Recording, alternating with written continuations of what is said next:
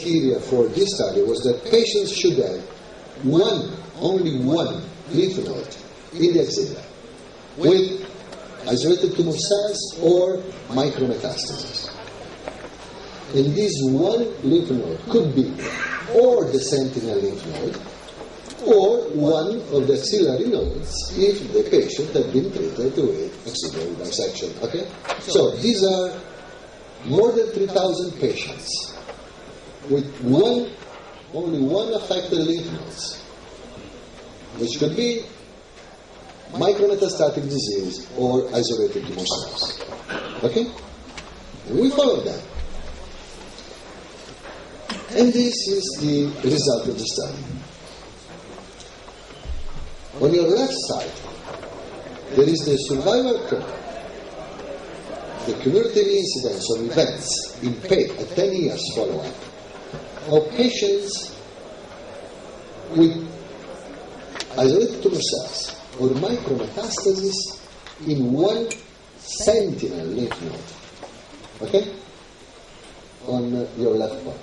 There is no difference between patients with negative sentinel lymph node, patients with isolated tumor cells only, patients with micrometastasis. No difference. There is no impact in the survival of patients with isolated tumor cells or micrometastasis in the sentinel node as compared to patients with not negative disease. On the right side, this is the survival analysis, the cumulative incidence of events in patients with isolated tumor cells or micrometastasis in one lymph node, in one lymph node, following axillary dissection. There's a difference. Patients with micrometastatic disease or isolated with micrometastatic disease from 0.2 millimeter to 1 millimeter, or from 1 millimeter to 2 millimeters, which is small micrometastasis or a bit larger micrometastasis, they are a significant worse event-free survival as compared to lymph node negative and isolated tumor cells. Why? Why should this patient be different from the other ones? And there is only one explanation. It took me some months, but there is just one. In case of axillary dissection, we do not cut lymph nodes every 50 microns. Okay? We cut 3 sections of each individual axillary node. In case of sentinel node biopsy, we cut section every 50 microns. So, when I call micrometastasis something in the sentinel lymph node, I have this micrometastasis measured from the start to the beginning with 50 micron sections interval. Okay? I'm sure of the size of the micrometastasis. When I cut 1 or 3 sections of a non-sentinel node, and I find something that looks like a micrometastasis, it may be the tip of an iceberg. And I call micrometastasis something which is not a micrometastasis. So, be aware of the definition of micrometastasis, because it is different to call something micrometastasis after extensive cutting or calling a micrometastasis on 1 or 2 or 3 sections. And this is the explanation of the differences in event-free survival curves. So, if we have to discuss about the clinical role of micrometastasis, we have to know what is the definition of this micrometastasis. And we went further on. So, if it is true that micrometastasis, true micrometastasis, detected with the serial sectioning of the entire node, do not have clinical implications, despite being correlated with a high likelihood, 20% likelihood of additional, it's becoming confusing, but I told you, micrometastases are correlated with a high likelihood of additional metastases. But we do not know the biology of this additional metastasis. On the other side, micrometastases in the sentinel node do not affect the survival of the patients. So the next obvious step is to run a randomized clinical trial, taking patients with micrometastases in the sentinel node and randomizing these patients to receive axillary dissection or nothing in the axilla. No surgery, no radiotherapy, just nothing. Because the expectation is that if these micrometastases do not affect the survival, we will see no difference between the two arms of the study. And so we can stop requiring axillary dissection for every patient with isolated tumor cells or micrometastasis at the node. Okay? This is logic? Good. So we run it. 1,000 patients, follow-up, and this is the final disease-free survival analysis at 6 years or something like that of this randomized clinical trial. There is no difference in the breast-related events in the group of patients that did not receive axillary dissection or axillary radiotherapy despite a micrometastasis sentinel node, as compared to the patients that because of the micrometastasis sentinel node they receive completion of axillary dissection. Nor, as expected, nor there is difference in the overall survival of these patients.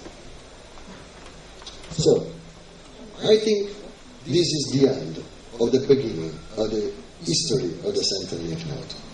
There is no difference between the two groups in the disease-free survival or survival. The disease-free survival is very good, and there is a very low rate of reappearance of tumor in the patients without any axillary dissection. As I told you, we have to look for the tumorigenic cells, not just for the quantity of tumor cells. And of course, almost at the same time, there was the Z11 trials in the US, where they apparently they had a step further. They did not offer axillary dissection to patients even in case of macro-metastatic disease in sentinel node.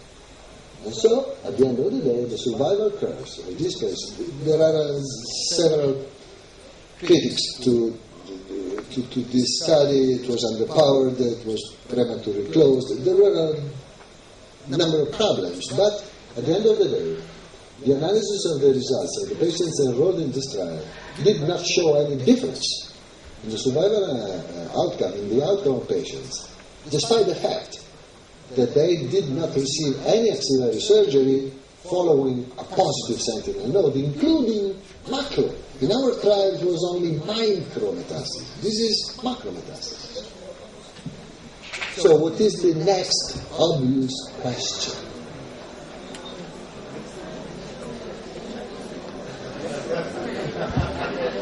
Is this the beginning of the end of the era of the sentinel lymph node? Who cares to run sentinel biopsy?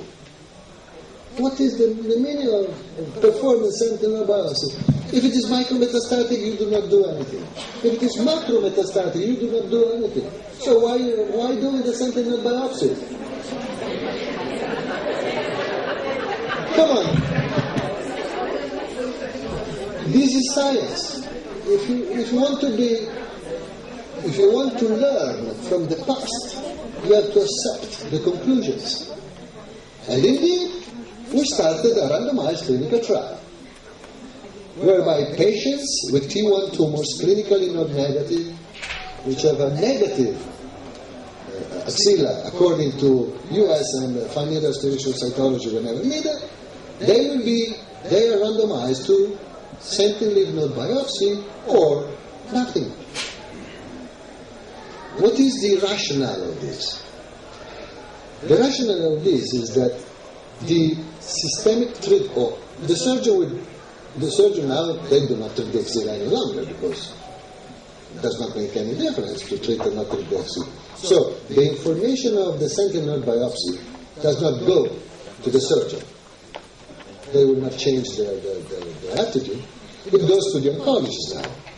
And so now the play is in the hands, the game is in the hands of the oncologist, because the assumption is that systemic treatment in these patients will be informed by the biological features of the primary tumor and not by the status of the lymph node.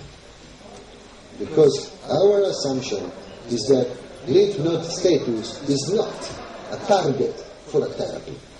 As it was anticipated, there are still, especially in the US, the vast majority of the oncologists, they will never avoid systemic chemotherapy for patients with a node-positive disease. But in Europe, there are a number of centers where the choice of the systemic treatment is mostly based on the biological features of the primary tumor, irrespective of the lymph node status. And we will look for the relapse-free survival, disease-free survival, overall survival of these patients. I don't know what will be the end of this study, what will be the results, but I must tell you, I'm so happy to despair in 50% of the patients that we treat the sentinel node biopsy, because now I can relax and not spending my life in cutting sections. Thank you.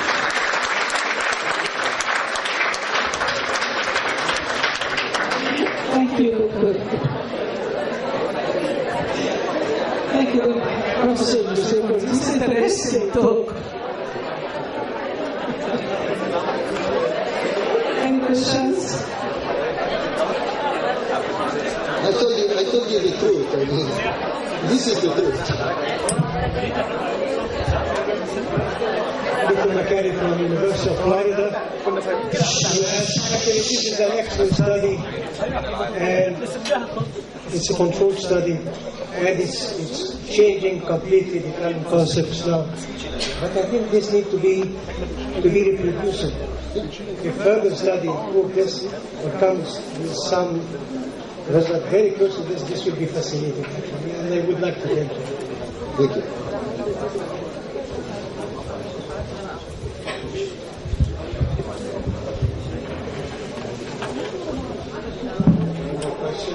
There was a question there.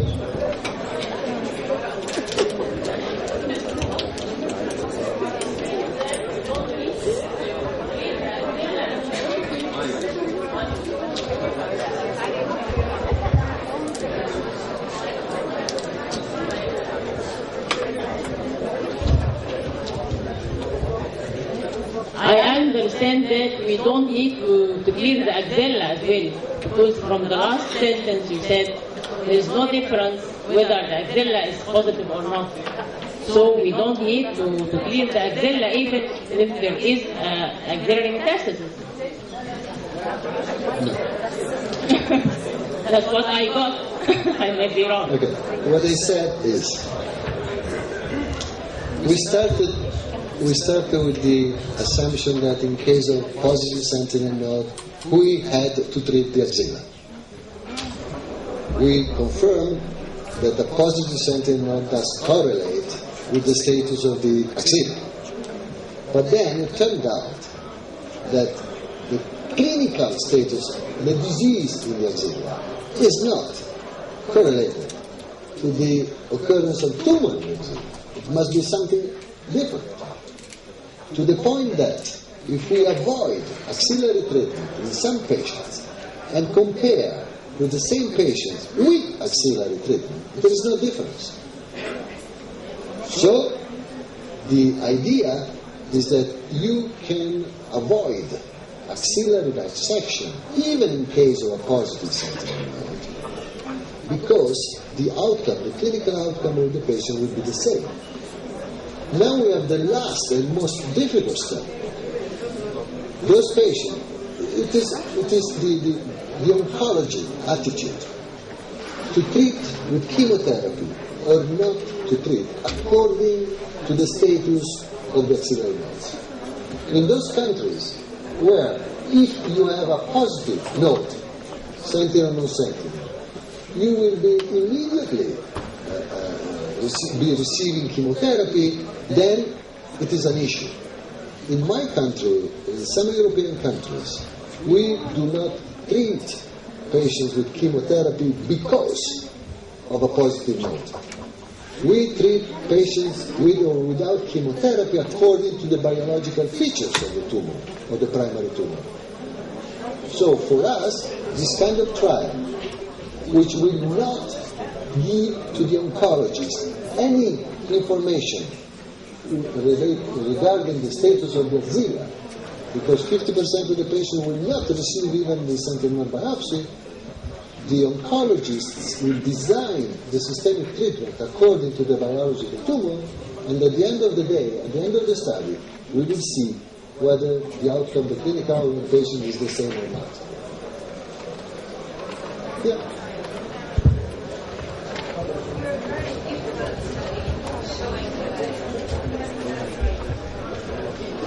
Your impeccable study showing that a micrometastasis in the sentinel node is not necessarily the same as a micrometastasis in the axillary clearance does raise some questions about, many centres are now deciding to avoid an axillary node dissection in patients with the sentinel node that hasn't necessarily been examined as thoroughly as you're examining your nodes. Do you have concerns about that? Yes and no. I have concerns because this is the reason why there have been so many discordant messages or decisions taken based on the sentinel node status, and we do not know what means sentinel node status for me, for you, or for another, because everything depends on how much you cut. So this is on one side.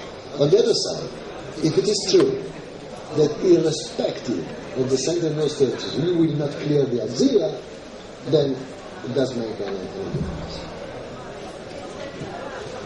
So you develop the best scenario. At least two of the best studies. Describe the worst scenario where the patient develop about 3% of cases axillary resurgery because of the development of lymph node metastasis.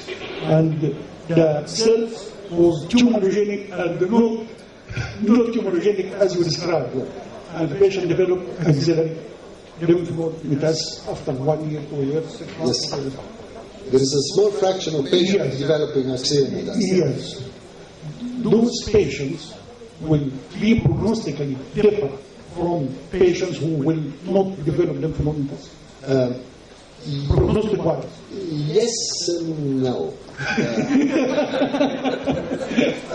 What we know is that this is the worst scenario. This is the worst scenario, but again, we know that removing the axillary nodes later on, when they become clinically apparent, does not make difference in terms of overall survival. So this is based on a number of observations. So the assumption is that there will be some patients developing axillary recurrence, or it's not a true recurrence. It's a remaining of the tumor in the axilla. The difference is that we know that if there is true recurrence, you have a breast cancer with or without metastasis, you are treated, you are clinically healthy, 5 years later you recur. We know that 1 out of 4 of the recurrences, 1 out of 4 patients will die of disease. So, if this was a recurrence, I agree with you. It is prognostically bad. But to me, I'm not sure this is a recurrence. This is a remaining of the tumor. So that we left tumor in the axilla. Yes. It is not a recurrent tumor, it is a remaining tumor in the axilla, which is growing. And so prognostically, it may have a different implication than the true axillary recurrence. This will be associated with, at the same time, systemic metastasis. Axillary recurrence. Thank you.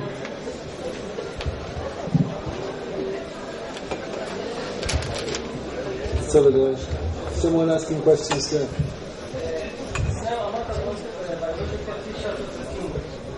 Yes, sir. How to assess these biological features pathologically? We assess for each individual tumor sample, core biopsy, surgical specimen, metastasis. We always assess estrogen and progesterone receptor, P67, HER2, and not in our centers, but in other centers, they also run oncotype or other prognostic predictive assays. So this is the biology of the tumor, and this will inform the choice of the systemic treatment. Okay, thank you very much for everything. We shift gears. We have another